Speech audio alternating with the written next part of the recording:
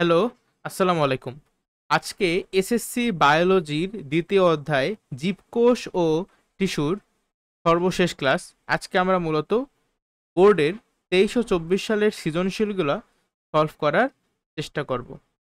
প্রথম প্রশ্ন, would fibre কি? আচ্ছা, উড ফাইবার আমরা সবাই পারি, তাই না? আমরা যখন উদ্ভিদ টিস্যু সম্পর্কে পড়ছিলাম, সেই উদ্ভিদ টিস্যুকে প্রধানত কয় ভাগে ভাগ করছিলাম? দুই ভাগে। কি কি ছিল? ভাজক টিস্যু ছিল আর স্থায়ী টিস্যু ছিল। যেগুলো বিভাজন করতে পারতো সেগুলো ভাজক টিস্যু, আর যেগুলো বিভাজন করতে পারতো না সেগুলো স্থায়ী টিস্যু, তাই তো? পরবর্তীতে স্থায়ী টিস্যুকে আমরা আবার তিনটা ভাগে ভাগ করতাম। কি কি ছিল? সরল টিস্যু, জটিল টিস্যু, আর নিঃস্রাবী বা নিঃসরণকারী টিস্যু। আমাদের 9-10-এ সরল টিস্যু আর জটিল টিস্যু সম্পর্কে একটু জানছি। সরল টিস্যু মানে এটা কেমন টিস্যু? এই টিস্যুর মানে কোষগুলো দেখতে সেম হবে, আকার আকৃতি সব দিক দিয়া সেম। কি কি ছিল? সরল টিস্যু কি কি ছিল? প্যারেনকাইমা, কোলেনকাইমা আর স্ক্লেরেনকাইমা। আর জটিল টিস্যু কত প্রকার ছিল? জটিল টিস্যু ছিল দুই প্রকার, জাইলেম আর ফ্লোয়েম। ঠিক আছে, এটা ছিল দুই ভাগ আর এটা ছিল তিন ভাগ। তো জাইলেম আর ফ্লোয়েম, জাইলেম টিস্যু চার ধরনের কোষ নিয়ে তৈরি, আর ফ্লোয়েম টিস্যুও চার ধরনের কোষ নিয়ে তৈরি। এই জাইলেম টিস্যুর যে চার ধরনের কোষ সেগুলো কি কি? ট্রাকিড, ভেসেল, জাইলেম প্যারেনকাইমা আর জাইলেম ফাইবার। সেই জাইলেম ফাইবারেরই আরেকটা নাম হইলো এই উড ফাইবার। তাই আমরা পরীক্ষার খাতায় কিভাবে লিখবো? জাইলেমে অবস্থিত কোন কোষ এগুলা? এগুলো লেগে স্ক্লেরেনকাইমা কোষ। স্ক্লেরেনকাইমা আমি কিভাবে বুঝলাম? কারণ স্ক্লেরেনকাইমা কি কি আছে? দুইটা জিনিস আছে কিন্তু, মনে আছে তোমাদের? একটা হলো কি স্ক্লেরাইট, আর একটা হলো ফাইবার। এখানে যেহেতু ফাইবার, তাহলে এটা কি? এটা স্ক্লেরেনকাইমার কোষ। ঠিক আছে, কোথায় আছে এটা? এটা জাইলেম অবস্থিত। তাহলে এইভাবে কিন্তু আমরা জিনিসটা মনে রাখতে পারি। কোনো সমস্যা আছে? হ্যাঁ, জাস্ট একটা সংজ্ঞা, আর কিছুই না।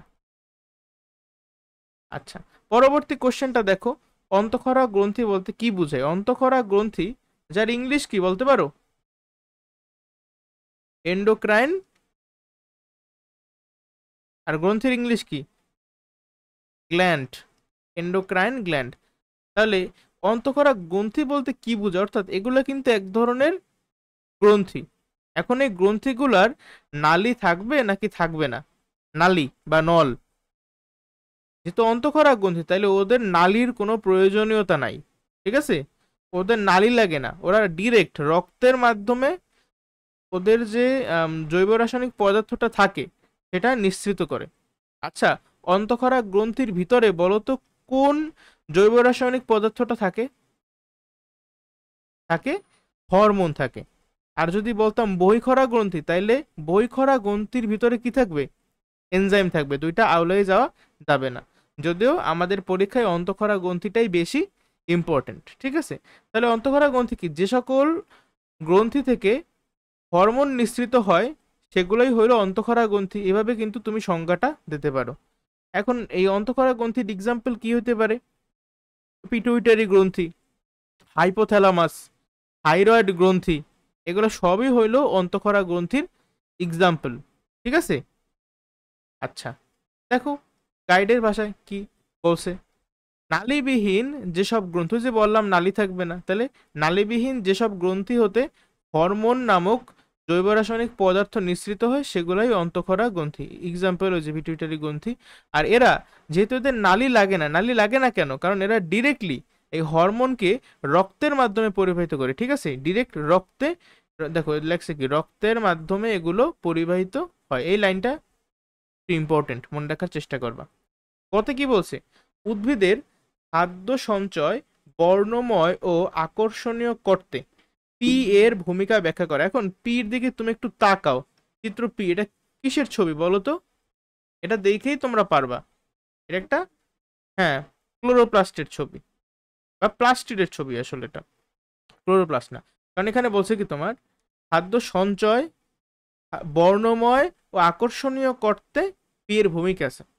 পি হলে গিয়ে প্লাস্টিড। আমরা জানি প্লাস্টিডের ক্লাসিফিকেশন করো কত প্রকার? ক্লোরোপ্লাস্ট, ক্রোমোপ্লাস্ট আর লিউকোপ্লাস্ট। ক্লোরোপ্লাস্ট কি করে? খাদ্য তৈরি করে, ক্রোমোপ্লাস্ট কি করে, খাদ্য সঞ্চয় করে, সরি, ক্রোমোপ্লাস্ট কি করে, বর্ণময় আকর্ষণীয় করে, আর লিউকোপ্লাস্ট কি করে, খাদ্য সঞ্চয় করে। তার মানে তোমার ক্লোরোপ্লাস্ট, ক্রোমোপ্লাস্ট আর লিউকোপ্লাস্টের একদম বর্ণনা দিতে হবে। তাহলে ক্লোরোপ্লাস্টে খেয়াল করো, ক্লোরোপ্লাস্টে তুমি আর কি কি বর্ণনা দিতে পারো, লিখতে পারো যে এই ক্লোরোপ্লাস্টে ক্লোরোফিল নামক রঞ্জক পদার্থ থাকে, তাই উদ্ভিদের রং সবুজ হয়। আরো একটা রঞ্জক পদার্থ থাকে ক্লোরোফিলে, সেটার নাম হলো ক্যারোটিনয়েড। এটা কিন্তু ক্যারোটিন না, এটা হলো ক্যারোটিনয়েড, ঠিক আছে। আর ক্যারোটিন, যেটা ক্যারোটিন নামক যে রঞ্জক পদার্থটা, এটা কিন্তু ক্লোরোপ্লাস্টে থাকে না, এটা থাকে ক্রোমোপ্লাস্টে। হ্যাঁ, এটা আবার আমরা ক্রোমোপ্লাস্টের যখন ব্যাখ্যা দিব সেই সময় লিখবো। ক্রোমোপ্লাস্টের ব্যাখ্যায় কি লিখবা, ব্যাখ্যা এভাবে দিও যে ক্রোমোপ্লাস্ট কি, এটা এর জন্যই উদ্ভিদের বিভিন্ন অংশ রঙিন ও আকর্ষণীয় হয়। তারপরে পিগমেন্ট বা এই যে রঞ্জক পদার্থগুলোর নাম লিখবা, কি কি আছে, ক্যারোটিন, জ্যান্থোফিল, ফাইকোসায়ানিন, ফাইকোএরিথ্রিন। লিখবা যে কোন রঞ্জক পদার্থের জন্য কেমন রং হয়, ঠিক আছে। তারপর ব্যাখ্যা করবা যে রঙিন হইলে সুবিধা কি, এই যে ফুল রঙিন হয়, উদ্ভিদের নানান অংশ রঙিন আকর্ষণীয় হয়, তাহলে লাভ কি, ওই যে পরাগায়নে সাহায্য করে, ঠিক আছে। পরাগায়ন ছাড়া উদ্ভিদ মানে প্রজন্ম টিকতে পারবে না এদের, ঠিক আছে, এদের অস্তিত্ব বিলীন হয়ে যাবে। এই টাইপের কিছু সাহিত্য মার্কা কথা লাগবে, স্যাররা একটু খুশি হয়ে যাবে। এবার লিউকোপ্লাস্টের কি বলবা, লিউকোপ্লাস্ট কি, আমাদের খাদ্য সঞ্চয় সাহায্য করে, ঠিক আছে। এরা কি মাটির নিচে থাকে বা এমন জায়গায় থাকে যেখানে সূর্যের আলো কখনোই পৌঁছাতে পারে না, কিন্তু যদি লিউকোপ্লাস্ট সূর্যালোকের উপস্থিতিতে আসে তখন কিন্তু সে ক্লোরোপ্লাস্টে পরিণত হয়। তারপর কিছু এক্সাম্পল দেবা যে লিউকোপ্লাস্ট সাধারণত কোথায় থাকে বলো তো, লিউকোপ্লাস্ট থাকে মাটির নিচে, মানে মূলে থাকবে, তারপরে জননাঙ্গে থাকবে, ঠিক আছে। আর কোথায় থাকবে, আর মনে করো যে ভ্রূণের ভিতরেও থাকবে। এইগুলো যদি তুমি কোনোভাবে লিখতে পারো তাইলে আসলে তোমার এটা 3-3 পাওয়া থেকে কেউ আটকাইতে পারবে না। ঘ নম্বরে কেস, উদ্দীপকের কিউ জীবকোষের ক্রিয়া বিক্রিয়া নিয়ন্ত্রণকারী অঙ্গাণু। আচ্ছা, ক্রিয়া বিক্রিয়া নিয়ন্ত্রণকারী অঙ্গাণু, কিউ একটা নিউক্লিয়াস। আমরা তো জানি যে নিউক্লিয়াস হলো একটা কি, নিয়ন্ত্রণকারী অঙ্গাণু। আচ্ছা, আমার কথাগুলো জাস্ট একটু মনোযোগ দিয়ে শোনো, তাহলে তোমার মানে পড়া হয়ে যাবে। নিউক্লিয়াস সম্পর্কে তুমি কি কি জানো, অল্প কথায় তুমি নিউক্লিয়াসের গঠনটা একটু চিন্তা করবা মাথায়, গঠন চিন্তা করলে তুমি লিখতে পারবা। যেমন নিউক্লিয়াসের যে বাইরের আবরণটা, সেটার নাম কি, নিউক্লিয়ার মেমব্রেন। নিউক্লিয়ার মেমব্রেনের ফলে কি হয়, নিউক্লিয়ার মেমব্রেনের ফলে নিউক্লিয়াসের ভিতরে যে বস্তুগুলো আছে, অর্থাৎ নিউক্লিয় বস্তু, এই নিউক্লিয় বস্তু সাইটোপ্লাজম থেকে পৃথক অবস্থায় হয়ে থাকে, ঠিক আছে। এটা হলে গিয়ে মনে করো নিউক্লিয়ার মেমব্রেনের গুরুত্ব। তারপরে নিউক্লিয়াসের ভিতরে যে প্লাজমাটা থাকে বা মাতৃকাটা থাকে, সেটার নাম কি, নিউক্লিয় প্লাজম। নিউক্লিয় প্লাজমের গুরুত্ব কি, এই নিউক্লিয় প্লাজমে নিউক্লিক অ্যাসিড থাকে, ঠিক আছে। তারপর ডিএনএ থাকে, এছাড়াও প্রোটিন থাকে, এনজাইম থাকে। আর আমরা জানি আমাদের দেহের যে জৈব রাসায়নিক বিক্রিয়াগুলো আছে, এগুলো হওয়ার জন্য বা এগুলো হওয়ার জন্য না, ঠিক এটাগুলো যে মানে তাড়াতাড়ি হওয়ার জন্য, ঠিক আছে, এই বিক্রিয়াগুলোকে ফাস্ট করে, এর গতিকে বাড়াইয়ে দেয়। কে বাড়ায়, এই এনজাইম, হরমোন, এই জৈব রাসায়নিক পদার্থগুলো আমাদের বিক্রিয়াতে সাহায্য করে। তাহলে আমরা যে বললাম নিউক্লিয় প্লাজম, সেই নিউক্লিয় প্লাজমের ভিতরেই কিন্তু আমার উৎসেচক বা এনজাইম আছে। যত প্লাজম দেখবা ওগুলোর ভিতরে এই উৎসেচক বা এনজাইম থাকে, ঠিক আছে। তারপর তো তুমি ব্যাখ্যা করতে পারবে যে এইভাবেই আমাদের ক্রিয়া বিক্রিয়া নিয়ন্ত্রণ করে এই এনজাইমগুলো। এছাড়াও আমার নিউক্লিয়াস আরও আছে, এখনো খেলা শেষ হয় নাই, কেন নিউক্লিওলাস আছে, নিউক্লিওলাসে লিখতে পারো, নিউক্লিওলাস কি দিয়ে তৈরি, আমাদের নিউক্লিওলাস প্রোটিন আর আরএনএ দিয়ে তৈরি। এই নিউক্লিওলাস থেকেই কিন্তু রাইবোজোম নামক অঙ্গাণুর সৃষ্টি। আর রাইবোজোম কি করে, প্রোটিন সংশ্লেষণ করে, তাই তো বুঝতেই পারতেছো সবই গুরুত্বপূর্ণ। এছাড়াও ক্রোমাটিন তন্তুর কি কাজ, হ্যাঁ, ওই যে পেঁচানো পেঁচানো সুতার মতো, ওগুলোই তো আসল কাজটা করে। পিতামাতার বৈশিষ্ট্য বংশ পরম্পরায় সন্তান সন্ততির মধ্যে নিয়ে যায়, বংশগতিবিদ্যা, ঠিক আছে। তাহলে এগুলো তো এই হলো কি আমাদের মোটা দাগে নিউক্লিয়াসের যে ভূমিকা, এই যে ক্রিয়া বিক্রিয়া নিয়ন্ত্রণকারী অঙ্গাণু, এইসব কারণের জন্য বলা হয়। এই কথাগুলাই তোমার মানে এই কথাগুলো তোমার একটু লিখতে হবে। তুমি যদি দেখো গাইড আসলে তেমন কিছু নাই, যেগুলো বলছি ওই কথাগুলো, যেমন দেখো যে নিউক্লিওলাস কি দিয়ে তৈরি, আরএনএ প্রোটিন দিয়ে তৈরি, হ্যাঁ, এখানে কি থাকে যে প্রোটিন সংশ্লেষণ করে, আচ্ছা দেখো এক্সট্রা কিছু নাই। আবার এই যে নিউক্লিয়াসের যে নিউক্লিওপ্লাজম, সেই নিউক্লিওপ্লাজমে এই যে নিউক্লিক অ্যাসিড, প্রোটিন, উৎসেচক বা এনজাইম, বিভিন্ন খনিজ লবণ থাকে, ঠিক আছে। আচ্ছা, আবার এই যে বংশ পরম্পরায় বহন করে, এরা কার? এই যে ক্রোমাটিন তন্তু বা ক্রোমোজোম সম্পর্কে লিখতেছে, এগুলো লিখবা। তারপরে আশা করি তুমি 3 তো কমপক্ষে পাবা। আর একটা কাজ করো, এই কোশ্চেনে অবশ্যই তুমি নিউক্লিয়াসের একটা চিত্র দিও, ঠিক আছে? তাইলে 4ও দিয়ে দিতে পারে স্যারেরা খুশি হইয়া। এমনি বায়োলজি স্যারেরা সহজে মার্ক দিতে চায় না। দেখো এরপরে কি আছে, রক্ত কি? রক্ত কি আমরা পড়ছি না? যোজক টিস্যু। সেই যোজক টিস্যু, আমাদের যে যোজক টিস্যু ছিল, যোজক টিস্যুকে আমরা কয় ভাগে ভাগ করতাম মনে পড়ে? Fibrous connective tissue, skeletal connective tissue, আর liquid connective tissue. Fibrous connective tissue তো আমাদের যে পেশি আছে, সেই পেশির ভিতরে কিছু তন্তু আছে, সেগুলোই fibrous connective tissue. Fibrous fibrous তন্তু, তন্তুময়, ঠিক আছে? আর স্কেলেটাল কানেকটিভ টিস্যুর আমাদের এক্সাম্পল বা উদাহরণ ছিল কয়টা? 2টা। কি কি? অস্থি বা বোন, আর তরুণ অস্থি বা কার্টিলেজ। হ্যাঁ, এরপরে আমরা যে তরল যোজক টিস্যু পড়ছি বা ফ্লুইড কানেকটিভ টিস্যু, সেটার এক্সাম্পলও ছিল 2টা। কি কি? রক্ত আর লসিকা। এই রক্তের গঠন টঠন কিন্তু আমি সব পড়াইছি, তাই না? যে রক্তের 55% হলো রক্ত রস, 45% হলো রক্ত কণিকা। রক্ত কণিকাকে আবার আমরা নানা ভাগে ভাগ করতে পারি। কি কি ছিল? লাল লোহিত রক্ত কণিকা, এরিথ্রোসাইট, শ্বেত রক্ত কণিকা, আর অনুচক্রিকা বা থ্রম্বোসাইট, ঠিক আছে? শ্বেত রক্ত কণিকা কি? ডাব্লিউবিসি, হোয়াইট ব্লাড কর্পাসেল, বা আরেকটা নাম হলো গিয়ে লিউকোসাইট। হ্যাঁ, আর রক্তরসে কি ছিল? রক্তরসের কিন্তু 91 থেকে 92% ছিল পানি, আর বাকি কত? 8 থেকে 9% ছিল বিভিন্ন জৈব আর অজৈব পদার্থ। এখন এই রক্তের সংজ্ঞাটা চাইছে, তাহলে রক্ত প্রথমত কি?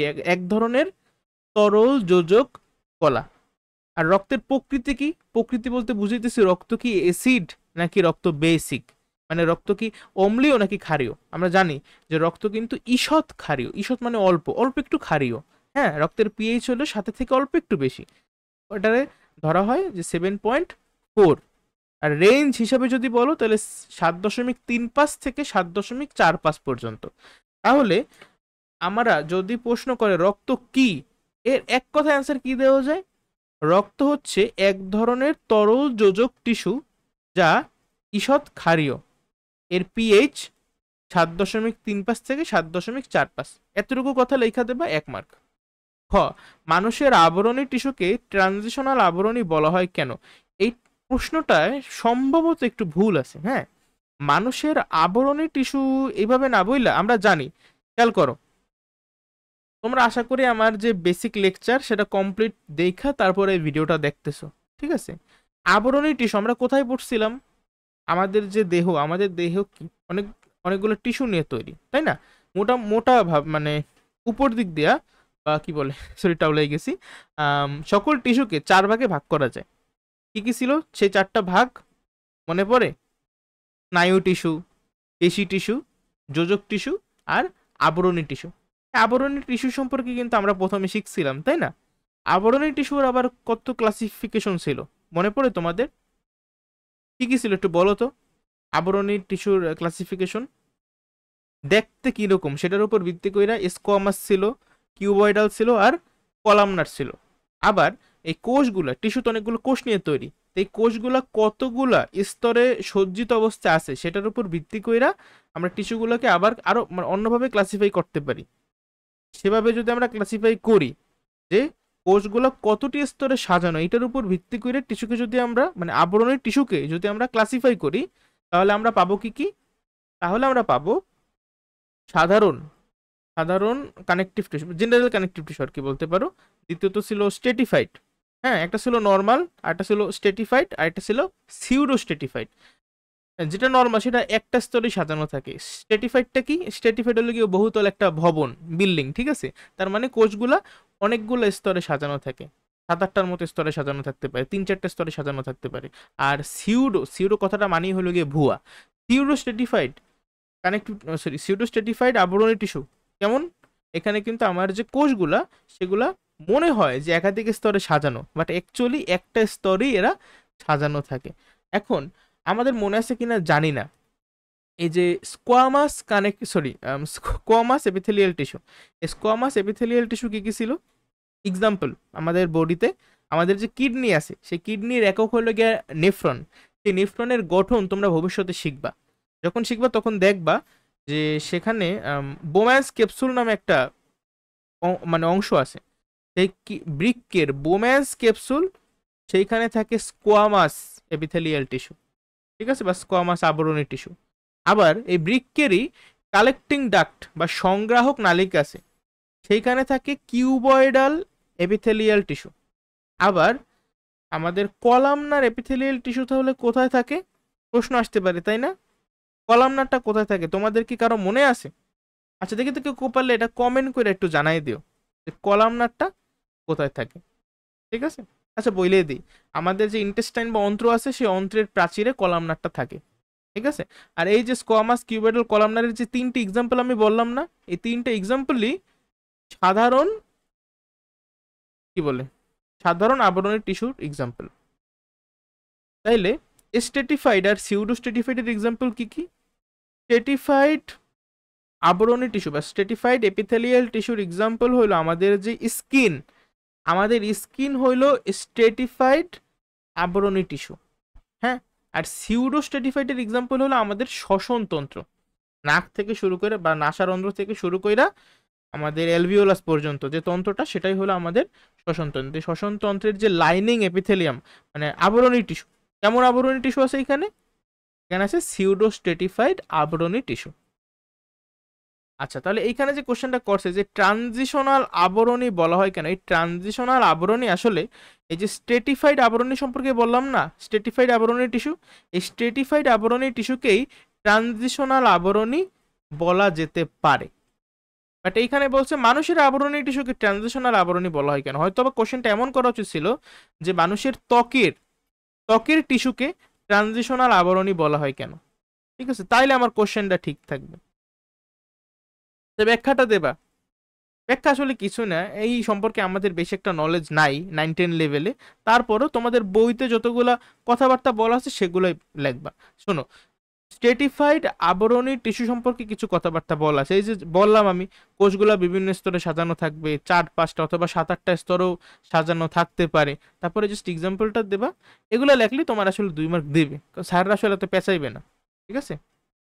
ক নাম্বারটা একটু লক্ষ্য করে, এখানে কি আছে আমাদের চিত্র এক্স এর গঠনে। এক্স কে দেখেই বোঝা যাইতেছে এক্স হলো একটা কে বলতো, মাইটোকন্ড্রিয়া। তাহলে প্রথম প্যারায় কি লিখবা?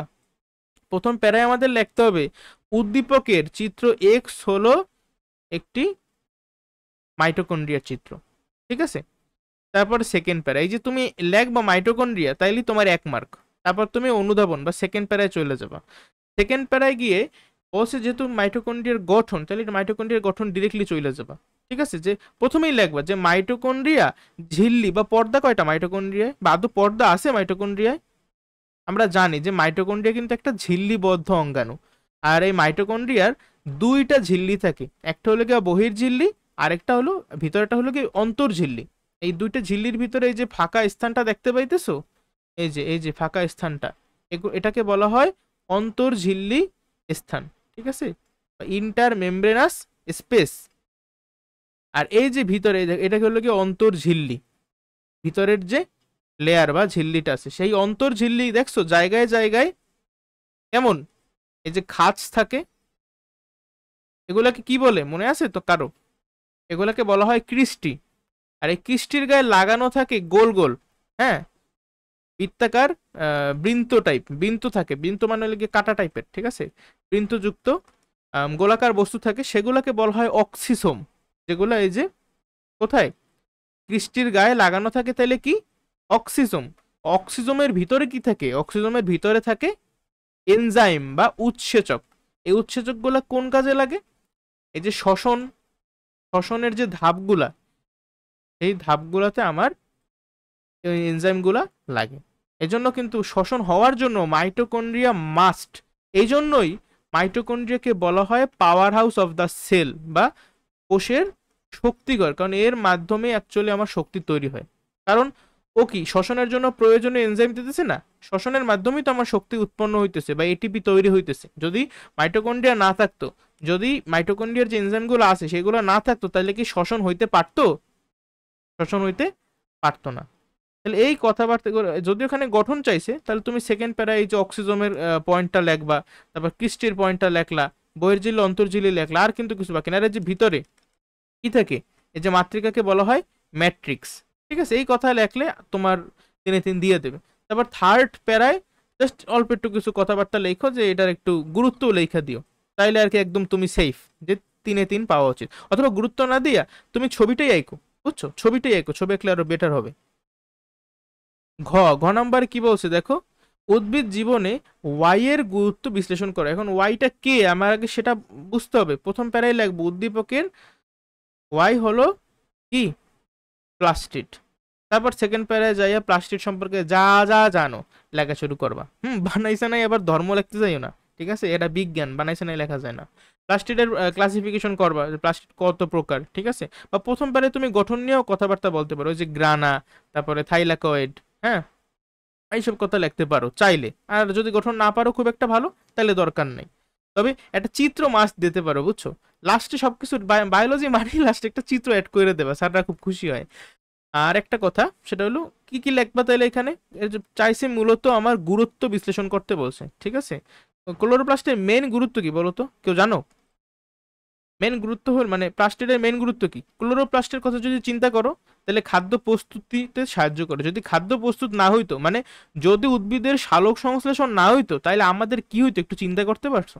আমরা কি বাঁচতে পারতাম? এই সম্পূর্ণ জীবজগৎ কিন্তু টিকে আছে শ্বসন আর সালোক সংশ্লেষণের উপরে। যদি না হয়, তাহলে কিন্তু আমাদের খেল খতম, ঠিক আছে। এই কথাগুলো একটু মানে, তুমি তো আর খেল খতম এগুলা লিখবা না, তুমি মানে শুদ্ধ ভাষা একটু সুন্দর কইরা লিখবা। আচ্ছা ঠিক আছে, আর কোনো প্রশ্ন আছে এখান থেকে? আচ্ছা, ক্লোরোপ্লাস্টেরটা তো এই যে খাদ্য প্রস্তুতিতে সাহায্য করে, আর ক্রোমোপ্লাস্টেরটা ওই যে লিখবা যে পরাগায়ন হইতে সাহায্য করে, রঙিন করে, মানে সব একদম বিস্তারিত লিখবা। লিউকোপ্লাস্টেরটাও লিখবা, ঠিক আছে। তা একদম লাস্ট পেজে একটু সাহিত্য মার্কা কথাবার্তা লিখবা, যে জীব জগৎ ঠিকই আছে এগুলোর উপর, এগুলো লেখলে স্যাররা একটু মানে চোখে পড়ে আর কি স্যারদের, ঠিক আছে। দেখো এটা কি, একটা চিত্র দেওয়া আছে। প্রশ্ন 4, দেখো প্রথম প্রশ্ন, রক্ত কি, অলরেডি করাই ফেলাইছি। মানুষের আচ্ছা সরি, এটা হলে কি আগেরটার আমার অ্যান্সার, ঠিক আছে, নতুন কিছুই নাই। দেখো যদি সালোক সংশ্লেষণ না হইতো, তাহলে উদ্ভিদ বাঁচতে পারতো? বলো, উদ্ভিদ কিন্তু বাঁচতে পারতো না। উদ্ভিদ যদি না বাঁচতো, তাহলে একবার চিন্তা করো আমাদের কি হইতো। আমরা কিন্তু এই যে অক্সিজেন গ্রহণ করি, কার্বন ডাইঅক্সাইড ত্যাগ করি, হ্যাঁ, এই ফুল জিনিসটা কিন্তু টিককেই আছে আমাদের এই যে উদ্ভিদ আছে দেখা। যদি উদ্ভিদ না থাকতো, তাহলে কিন্তু আমাদের সব একদম মানে ভারসাম্যহীন হয়ে যেত। আচ্ছা দেখো, এটা সম্ভবত ঢাকা বোর্ড 23 সালের কোশ্চেন। লাইসোজোম কি? লাইসোজোম হইলো কি একটা কোষীয় অঙ্গাণু। এখন কোষীয় অঙ্গাণু শুনলে আমার মাথায় আসতে হবে যেটা কি ঝিল্লিবদ্ধ কোষীয় অঙ্গাণু নাকি ঝিল্লিবিহীন কোষীয় অঙ্গাণু। দেখো প্রথম মামায় সেরা, সেটা হলো কি ঝিল্লি বিহীন অঙ্গাণুর একটা ছন্দ। বাট লাইসোজোমে কিন্তু অবশ্যই ঝিল্লি থাকবে, ঠিক আছে। ঝিল্লি না থাকলে মানে লাইসোজোম দেখতে পারবে না। তাহলে আমি সংজ্ঞাটা কিভাবে দিতে পারি? এটা একটা কোষীয় অঙ্গাণু যেটা ঝিল্লিবদ্ধ।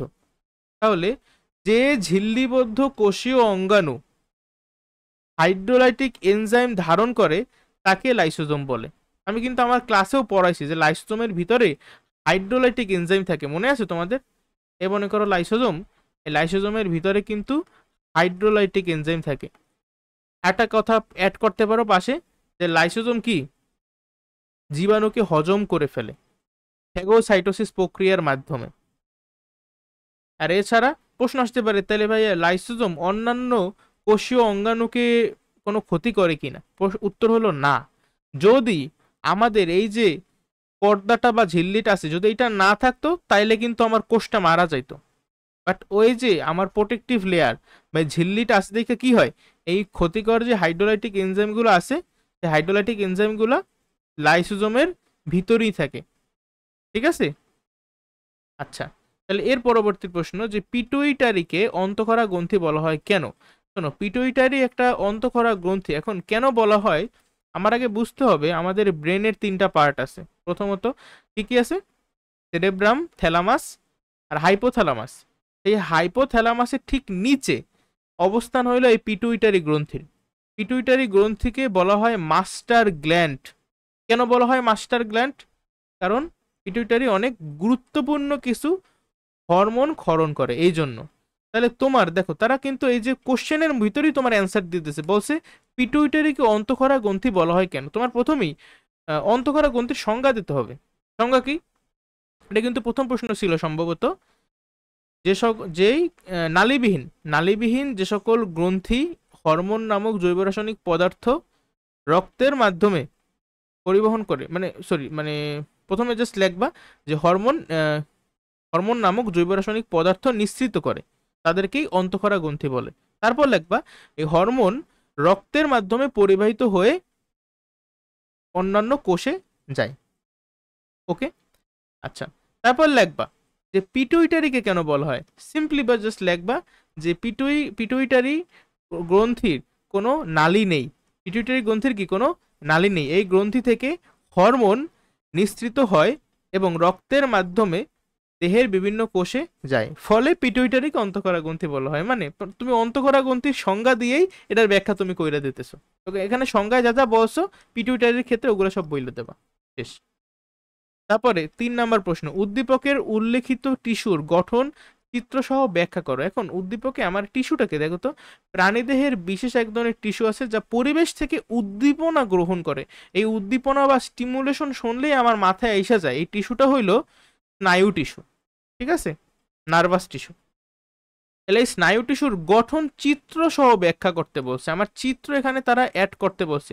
চিত্রটা কিন্তু খুবই সহজ, এখানেও আছে, তাই আমি আর রাখলাম না, মেন ক্লাসে আঁকাইছিলাম। এই যে এই চিত্রটা আমাদের মানে মাস্ট বাসায় বসে কমপক্ষে 4-5 বার আমরা আঁকবো। এটা কিন্তু পরীক্ষায় আসার সম্ভাবনা অনেক বেশি। দেখো, কঠিন না। প্রথমে এই একটা গোল দেবা, ঠিক আছে, তারপর এভাবে এভাবে দেবা, খুবই সহজ, আমি কিন্তু শিখাইছি। এভাবে এভাবে দিলা, ঠিক আছে। তারপর এইখান থেকে একটা সোজা একটা মনে করে যে লাঠির মতো বের হবে, লাঠির মতো বের হইয়া এই যে, আবার এখান থেকে একটু শাখা পোশাকা দিয়ে দাও, ঠিক আছে। আঁকতে কিন্তু মোটেও সময় লাগে না। আমি তোমার এই চিত্র দিয়ে আরেকবার একটু বুঝাই দেই গঠনটা, কোন অংশটাকে কি বলে। খেয়াল করো, এই যে সেন্টারে যে পার্টটা দেখতেছো, এটা হলো কি আমার মেইন কোষ, ঠিক আছে, এটা হলো কি আমাদের মেইন কোষ, স্নায়ু কোষ। এই অংশটার নাম কি? এই অংশটার নাম হইলো কোষ দেহ, কোষের দেহ। তার মানে এই যে একদম সেন্টারে আছে এটা হলো কি নিউক্লিয়াস, এখানে পানি পানি আছে, এগুলোকে বলা হয় সাইটোপ্লাজম। আর এই যে লেয়ারটা দেখতেছো এটা কি? কোষ ঝিল্লি। আর এখান থেকে এই যে শাখা পোশাকার মতো বের হইছে এগুলোকে বলা হয় ডেনড্রন বা ডেনড্রাইট। হ্যাঁ, আবার এখান থেকে এই যে একটা স্টেট দেখতেছো এটা হলো গিয়ে নাম অ্যাক্সন। হ্যাঁ, এটা কি অ্যাক্সনের প্রান্ত, এই যে অ্যাকশন টার্মিনাল বা অ্যাকশন প্রান্ত। এছাড়াও আরেকটা জিনিস অ্যাড করতে পারো তুমি চাইলে, সেটা হলো এই অ্যাকশনের উপরে, হ্যাঁ, মাঝে মাঝে এই একটা মনে করো লেয়ার, তারপর একটু ফাঁকা থাকবে, তারপরে এখানে আরেকটা লেয়ার, মানে এটার উপরে দিয়ে একটা লেয়ার, প্রোটেক্টিভ লেয়ার থাকে, এখানে আবার একটু ফাঁকা থাকবে, তারপর এখানে আবার একটু লেয়ারটা থাকবে। এখন নাম আমার জানতে হবে কোন লেয়ারটার নাম কি। শোনো, বাইরের যে লেয়ার এটার নাম হলো কি, এটা নিউরনের আবরণ, তাই না? তাহলে নিউরিলেমা, লেমা মানেই কিন্তু আবরণ, যেমন প্লাজমা লেমা মানে হলো গিয়ে কোষ ঝিল্লি, লেমা মানেই আবরণ, তাহলে এটা কি নিউরনের আবরণ, তাহলে নিউরিলেমা। এখন জিনিসটা অনেকটা এরকম, দেখো এইটা হলো মনে করো অ্যাকশন, এইখানে থাকবে নিউরিলেমা, হ্যাঁ, এই মনে করো বাইরের যে আবরণটা নিউরিলেমা, আর এই ভিতরে কিছু বস্তু থাকে, আমি অন্য কালার দিয়ে তোমারে দেখাই। এইখানে কিছু বস্তু থাকে, হ্যাঁ, মনে করো এই যে সাদা দিয়ে আমি দেখাইতেছি, এই নিউরিলেমা আর অ্যাকশনের ভিতরে, এগুলাকে বলা হয় মাইলিন শীথ। কি বলে এগুলাকে? মাইলিন শীথ বা মাইলিন আবরণী। মাইলিনের কথা তোমাদের বইতে থাকার কথা, মাইলিন, মাইলিন শীথ অথবা মাইলিন আবরণীও লিখতে পারো, ঠিক আছে। আর এইটা হলো গিয়ে নিউরিলেমা। এটা কোথায় আছে বলো তো? আমি কি দেখাইতেছি এখন? আমি দেখাইতেছি এই যে আমার অ্যাকশনের বাইরের যে লেয়ারগুলো থাকে সেগুলো, ঠিক আছে। এই ছবিটা আঁকতে বেশি সময় লাগে বলো? একেবারে সহজ, কিন্তু সব আমি তোমার অলরেডি দেখাই ফেলাইছি। তো এই যে আমার সেন্টার, এটা হলো গিয়া কোষ দেহ বাদে যা কিছু হচ্ছে সবকিছুকে একসাথে বলা হয় প্রলম্বিত অংশ। তাহলে প্রলম্বিত অংশ কয়টা পার্ট? দুইটা, একটা হলো গিয়ে ডেনড্রাইট, আরেকটা হলো অ্যাকশন। হ্যাঁ, তা আমাদের প্রত্যেকটা এগুলো কি একটা আমি আঁকলাম নিউরন আঁকলাম বা স্নায়ু কোষ আঁকলাম, এরকম অনেকগুলা স্নায়ু কোষ মিলিতভাবে তৈরি করে স্নায়ু টিস্যু। ঠিক আছে, এই কথাগুলো লেখবা, তাইলে আমাদের হয়ে যাবে। খুবই সহজ, এখানে কঠিন তেমন কিছু নাই। কোশ্চেনটা কোথায়? আচ্ছা, লক্ষ্য করি। প্রাণীদেহে সচল ও কর্মক্ষম রাখতে উদ্দীপকের টিস্যুর ভূমিকা অপরিহার্য। তাহলে তুমি এখানে স্নায়ু টিস্যুর একটু ভূমিকা টুমিকা, মানে এটা হলে গিয়ে বানাইছে নাই, তুমি একটু লিখতে বানাইছে নাই কেমন বানাবা, আলফাল জিনিস লিখবে না, আসল জিনিস একটা জিনিসই আসলে বারবার লেখা লাগবে। যেমন এই যে কি করে পরিবেশ থেকে উদ্দীপনা গ্রহণ করে এবং তা বিশ্লেষণ করে সেই অনুসারে কাজের নির্দেশনা দেয়। ঠিক আছে, এছাড়া যে লেখছে স্মৃতি সংরক্ষণ করে, মানে উদ্দীপকই তোমার কিন্তু কতগুলো দেওয়া আছে। এছাড়াও তুমি গাইড থেকে লাগলে এইটা একটু রিডিং করো, আমার মনে হয় বই এটা ভালোভাবে লেখা নেই। ঠিক আছে, সো তুমি একটু গাইডের ইউজ করলেই করতে পারো। এখানেও ছবি আমি বেশি তুলি নেই, তুমি নিজেদের গাইড থেকে ওইটা একটু দেখো। ঠিক আছে, আচ্ছা, এরেনকাইমা কাকে বলে? এরেনকাইমা আমরা কোথায় পড়ছি, কেউ কি আমারে বলতে পারো এই মুহূর্তে? এরেনকাইমা আমরা পড়ছিলাম প্যারেনকাইমার মধ্যে। প্যারেনকাইমা আবার আমরা কোথায় পড়ছিলাম? সরল টিস্যুর মধ্যে। আচ্ছা, তাহলে সরল টিস্যু আমরা কোথায় পড়ছিলাম? দেখলা, তুমি কিন্তু একেবারে ফ্লোচারটা বুঝে গেছো। স্থায়ী টিস্যু, ভাজক টিস্যু, এগুলো আমি কোথায় পড়ছিলাম? কার টিস্যু এগুলা? মানুষের? উদ্ভিদের, তাই না? উদ্ভিদের টিস্যু।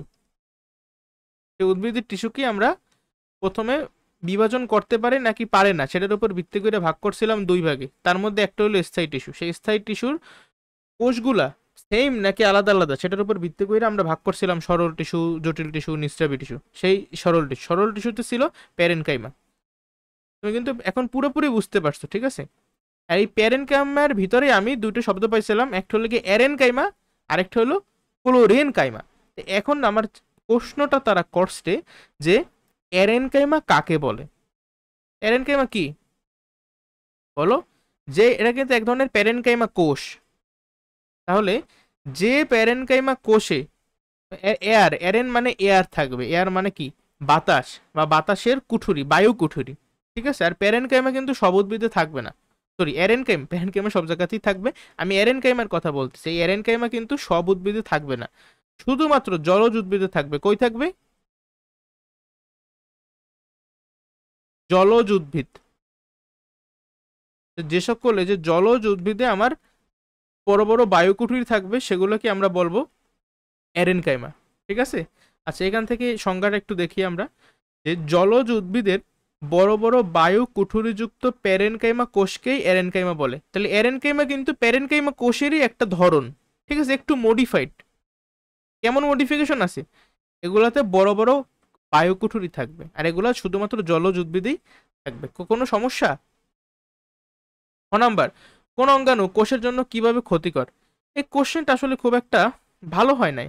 এখানে ডিরেক্ট তারা লিখতে পারতো, সম্ভবত ওরা লাইসোজোমকে মিন করতেছে। ঠিক আছে, লাইসোজোম কোষের জন্য কিভাবে ক্ষতিকর, ওই যে পড়ছিলাম আমরা। লাইসোজোম কি? যে ঝিল্লিবদ্ধ কোষীয় অঙ্গাণু হাইড্রোলাইটিক এনজাইমের আদান হিসেবে কাজ করে তাকে লাইসোজোম বলে। সে লাইসোজোম কি করত? অনেকগুলো হাইড্রোলাইটিক এনজাইমকে ধারণ করত। ঠিক আছে, তাহলে সেই হাইড্রোলাইটিক এনজাইম যখন মানে আমাদের লাইসোজোমের যে স্তর বা ঝিল্লিটা আছে সেটা যদি কোনোভাবে ক্ষতিগ্রস্ত হয় বা ফাটলের সৃষ্টি হয়, তাহলে সেইখান থেকে কি আমার এনজাইমগুলো বের হবে। এনজাইমগুলো বের হলে অন্যান্য কোষীয় অঙ্গাণুকে শেষ করে ফেলাবে, ইভেন ওই যে পুরো কোষটারই সে মাইরে ফেলাবে। কোষের মৃত্যু ঘটবে। এই কথা হাবিজাবি কিছু কথাবার্তা আছে, এগুলাই ব্যাখ্যা করবা তাইলে। এই জন্য কিন্তু লাইসোজোমকে একটা স্পেশাল নামও দিছে, সেটা কি? আত্মঘাতী থলিকা বা সুইসাইড ব্যাগ। ঠিক আছে, আচ্ছা, এরপরে কি আছে দেখো, চিত্র বি কিভাবে শক্তি উৎপাদনে ভূমিকা পালন করে। আচ্ছা, বি মানে হলো গিয়ে মাইটোকন্ড্রিয়া। তাহলে মাইটোকন্ড্রিয়া কিভাবে শক্তি উৎপাদনে ভূমিকা পালন করে, তোমার জাস্ট লিখতে হবে যে শ্বসনের যে ধাপগুলো আছে সেই ধাপগুলোর জন্য মানে হইতে হইলে ধাপগুলোর নাম আগে লিখতে হবে। কি কি? গ্লাইকোলাইসিস, অ্যাসিটাইল কো সৃষ্টি, ক্রেবস চক্র, ইলেকট্রন ট্রান্সপোর্ট সিস্টেম। তারপর বলতে হবে যে শুধুমাত্র এক নাম্বার যে ধাপটা আছে সেটা কিন্তু মাইটোকন্ড্রিয়াতে হয় না, বাট অপর 2 নাম্বার, 3 নাম্বার, 4 নাম্বার যে ধাপগুলো আমি তোমারে বললাম শ্বসনের, সেগুলো সব কিন্তু মাইটোকন্ড্রিয়াতেই হয়। কেন হয় মাইটোকন্ড্রিয়াতে? ওই যে মাইটোকন্ড্রিয়াতে প্রয়োজনীয় এনজাইম আছে, এর ফলেই মাইটোকন্ড্রিয়াতে সেই বিক্রিগুলো হয়। তাহলে বলো, যদি মাইটোকন্ড্রিয়া না থাকতো, অর্থাৎ যদি ওই এনজাইমগুলো না পাইতো, তাইলে শ্বসন কি হইতে পারতো? তাহলে কিন্তু শ্বসন হইতে পারতো না। শ্বসন যদি না হয় তাহলে আমরা শক্তিও পাইতে পারতাম না। লাগলে শ্বসনের যে বিক্রিয়া আছে সেটা ওইদিকে লিখতে পারো। ও ভালো কথা, এই যে কোশ্চেনটা এটা অ্যাকচুয়ালি আমাদের অধ্যায় 4 যখন আমরা পড়বো ওই সময় ভালোভাবে বুঝতে পারবো, কারণ অধ্যায় 4-এ আমরা শ্বসন প্রক্রিয়া সম্পর্কে একদম বিস্তারিত আলোচনা করব। ঘ, পাতায় তৈরি খাদ্য পরিবহনে এক্স ও ওয়াই এর মধ্যে কোনটির ভূমিকা আছে? আচ্ছা, খাদ্য মানে কি? ফুড। ফুডে আমার সাহায্য করে কে, মনে আছে? ফুড ফর, বলো, এটা আমি বলবো না। এই খাদ্য পরিবহন করে কি, পারবা?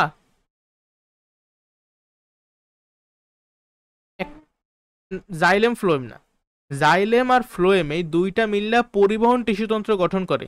জাইলেম কি করত? জাইলেম পানি বা জল পরিবহন করত। আর ফ্লোয়েম কি করবে? ফ্লোয়েম ফুড পরিবহন করবে। আমি তোমার প্রশ্ন করছি, ফুড খাদ্য পরিবহনে কে ভূমিকা পালন করবে বলো? পালন করবে ফ্লোয়েম। তার মানে অবশ্যই এক্স আর ওয়াই, আমাদের যে চিত্রটা দেওয়া আছে এখানে, এই চিত্রের এক্স আর ওয়াই এর মধ্যে ফ্লোয়েম হবে একজন। যাক দেখি তো কে ফ্লোয়েম আর কে জাইলেম। আমি দেখেই বুঝতে পারতেছি যে এখানে যে এক্স এক্স এর যে ছবিটা, এই ছবিটা কিন্তু একদম বইয়ের হুবহু ছবি। হ্যাঁ, বইটা একটু কালারফুল ছিল, এখানে ডিসকালার একটা পিকচার দিয়েছে। এটা কার ছবি বলতে পারো কেউ? এটা হলো যে জাইলেমের ভিতরে ছিল কি, ট্রাকিট ছিল, ভেসেল ছিল, তাই না? এটা হলো সেই ভেসেল। ভেসেল মানে হলো গিয়া রক্তবাহিকা। আর এই যে ওয়াই, এই ওয়াইটা হইলো তাইলে আমাদের ফ্লোয়েম টিস্যু। ঠিক আছে, আচ্ছা।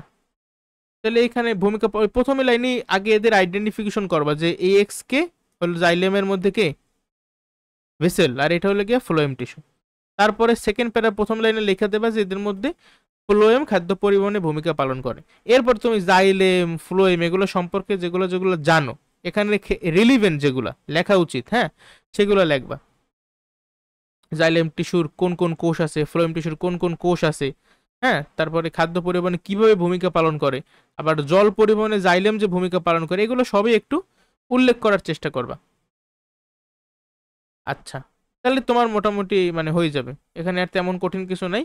যদিও এই জাইলেম ফ্লোয়েম মানে এই এই জায়গাটাতে একটু সমস্যা আমাদের সবারই থাকে, এজন্য কি করতে হবে, আমাদের বারবার পড়তে হবে, এছাড়া আর কোনো উপায় নাই। প্রশ্ন, এর পরবর্তী প্রশ্ন একটু দেখো, আকার আকৃতি ও গঠনের উপর ভিত্তি করে অভিন্ন উদ্ভিদ টিস্যু। আচ্ছা, অভিন্ন মানে কি বলো তো? ভিন্ন মানে আলাদা, আর অভিন্ন কথাটার মানেই হইল সেম। তাহলে সেম উদ্ভিদ টিস্যু, আচ্ছা, এটাতে কি বুঝাইতেছে? আকার আকৃতিতে তাহলে সেম। হুম, তাহলে এইটা আসলে মিন করতেছে আমরা যে সরল টিস্যু পড়ছি না, সেই সরল টিস্যুকে আমরা কি 3 ভাগে ভাগ করি না? 3 ভাগ কি কি? প্যারেনকাইমা, কোলেনকাইমা আর স্ক্লেরেনকাইমা। এই প্যারেনকাইমার সবার চেহারা একই রকম, আবার কোলেনকাইমার টিস্যুর যে কোষগুলো আছে, অর্থাৎ কোলেনকাইমার কোষ, সেগুলোর চেহারা সবার চেহারা সেম। আবার স্ক্লেরেনকাইমার টিস্যুর যে কোষগুলো, অর্থাৎ স্ক্লেরেনকাইমা কোষ, এদের সবার চেহারা সেম। তাহলে প্রথম প্রশ্নটা দেখো, লসিকা কাকে বলে? লসিকা হলো গিয়া আমার যে টিস্যু, এই টিস্যুর মধ্যবর্তী ফাঁকা স্থানে তরল পদার্থ জমা হয়, সেটা কি বলা হয়? লসিকা। একদম বইয়ের মতো সংজ্ঞাটা দিয়ে দিলাম। ঠিক আছে, কোষ টিস্যু এদের মধ্যে মধ্যে ফাঁকা স্থান থাকে, সেই ফাঁকা স্থানে এই লসিকা নামক তরল পদার্থটা জমা হয়। লসিকা কেমন টিস্যু বলো তো? এটা তো পারা উচিত এখন। লসিকা হলো গিয়ে রক্তের চাচাতো ভাই, অর্থাৎ ও কিন্তু তরল যোজক টিস্যু। আচ্ছা, এর পরবর্তী কোশ্চেনটা একটু আমরা লক্ষ্য করি, কোন পেশিকে বিশেষ ধরনের আবরণী পেশি, বিশেষ ধরনের পেশি বলা হয়? কোন পেশিকে বিশেষ ধরনের পেশি বলা হয় এবং কেন? আচ্ছা, দেখো, আমরা পেশি টিস্যু যখন পড়াইছিলাম, সেই পেশি টিস্যুর ক্লাসিফিকেশন করাইছিলাম না? কি কি ছিল? একটা ছিল ঐচ্ছিক পেশি, একটা ছিল অনৈচ্ছিক পেশি, আরেকটা ছিল কার্ডিয়াক পেশি, তাই তো? ঐচ্ছিক ঐচ্ছিক হইল কি অমসৃণ যেগুলা। অমসৃণ মানে কি? অমসৃণ মানে এইখানে ডোরা কাটা আড়াআড়ি দাগ থাকবে, ঠিক আছে?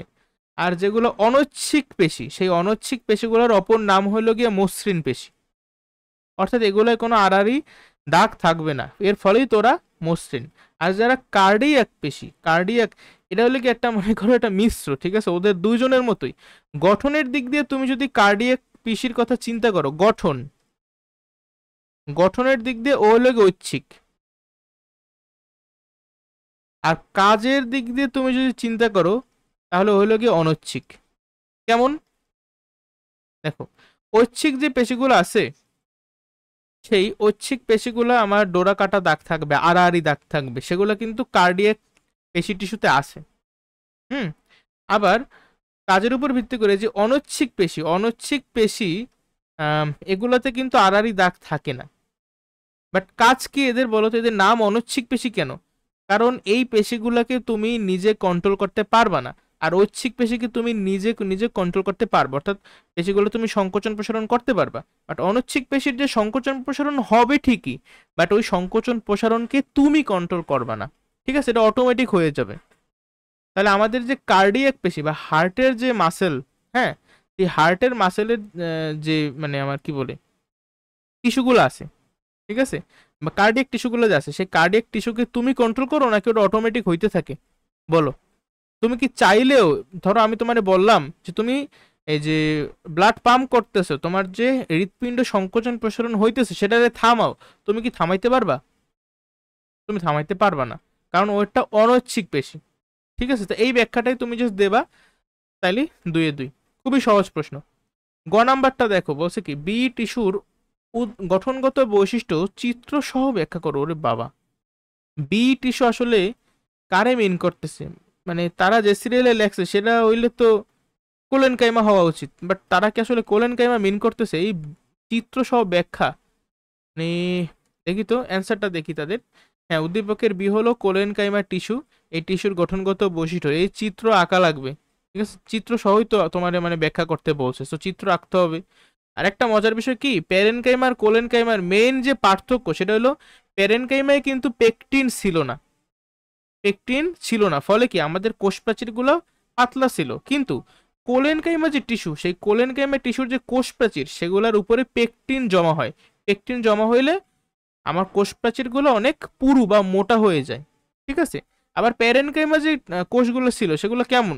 সেগুলো ছিল বৃত্তাকার বা সমবেশীয়, ভিতরে আন্তর্কোষীয় ফাঁক থাকতো। কিন্তু কোলেনকাইমার যে কোষগুলা, এরা কিন্তু দেখো অনেকটা সরবুজ টাইপের, মানে এদের আসলে শেপ তুমি সেভাবে শিওর দিয়ে বলতে পারবে না কিছু, এরা কিন্তু ইরেগুলার শেপের, ঠিক আছে, এক একটা দেখতে এক এক রকমের হয়।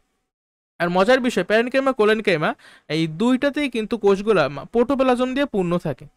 আর স্ক্লেরেনকাইমায় মানে শুরুতে, ঠিক আছে, বাচ্চা অবস্থায় বলতে পারো যে এদের কিন্তু প্রোটোপ্লাজম থাকে স্ক্লেরেনকাইমা, কিন্তু যখন পরিণত হয় বা বড় হয়, মেচিউর হয়, সেই সময় প্রোটোপ্লাজমটা আর থাকে না। এরা কিন্তু তাহলে মইরে যায়, ওই সময় প্রোটোপ্লাজম নাই মানে কি, সে মইরে গেছে। এই জন্য এখানে লেখছে দেখো কোলেনকাইমা কি প্রোটোপ্লাজম পূর্ণ মানে হইল গিয়ে সজীব বা জীবন্ত, এদের জীবন আছে, ঠিক আছে। আন্তর্কোষীয় ফাঁক থাকতেও পারে, নাও থাকতে পারে, কোষগুলো ওই যে সরু হইতে পারে, চৌকোনাকার, অনেক রকম হইতে পারে। যাক, এর পরবর্তী কোশ্চেনটা কি, এবিসি টিস্যুর গুরুত্ব বিশ্লেষণ করো উদ্ভিদের জীবনে।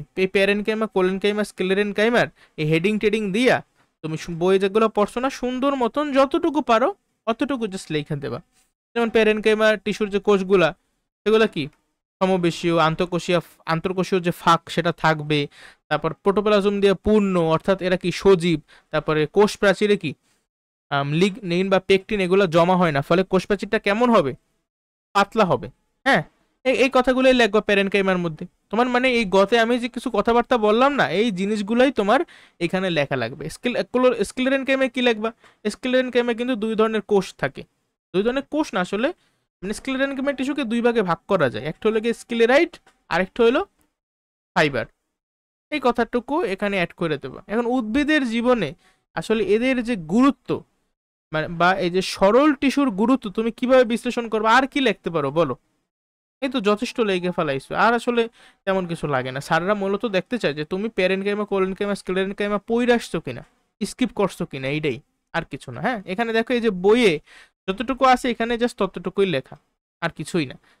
প্যারেনকাইমা কোথায় থাকবে? এটা কিন্তু উদ্ভিদের বলতে পারো বেশিরভাগ জায়গাতেই থাকে। হ্যাঁ, আর কাজ, আচ্ছা কাজটা বেশি ইম্পর্টেন্ট, কাজ আমি তোমার একটুকে বলি নেই।